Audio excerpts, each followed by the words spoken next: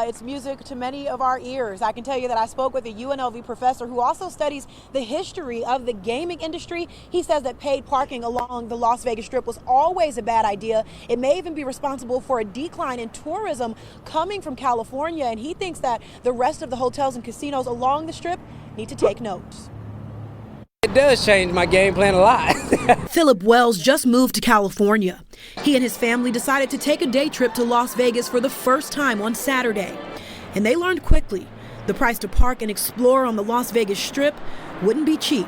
Me and my wife were actually talking about going to the Ferris wheel, I guess. So we have to get back in our car and go to another place a mile down the road to pay again. But there's some hope for future tourists to come.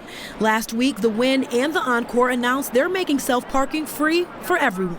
This really touches a nerve with people paying for parking on the Strip. David Schwartz is a UNLV provost who also studies the gaming industry. He says a couple of years ago, self-parking on the Las Vegas Strip was completely free until the MGM decided to start charging. Soon after, many other hotels and casinos followed suit. When you do something like implement parking, it can look good because you see we have all this extra revenue coming in, but that doesn't take into account people that stop coming because they don't feel like paying for parking. Earlier this year, the Las Vegas Convention and Visitors Authority released a study suggesting California residents haven't been traveling to Las Vegas as often as they used to, and some think parking fees may have something to do with it. I think the parking definitely could factor into that because people might figure if they're driving up from California, that's just another expense. If you're staying there overnight, it really adds up.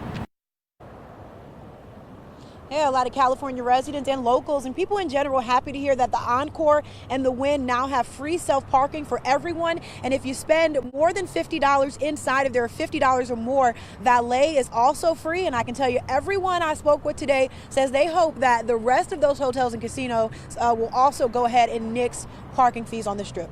I'm reporting live for the CW Las Vegas. Gabby Hart, Heather, back to you. Yeah, Gabby, I think that's something we could all get behind. Free parking once again.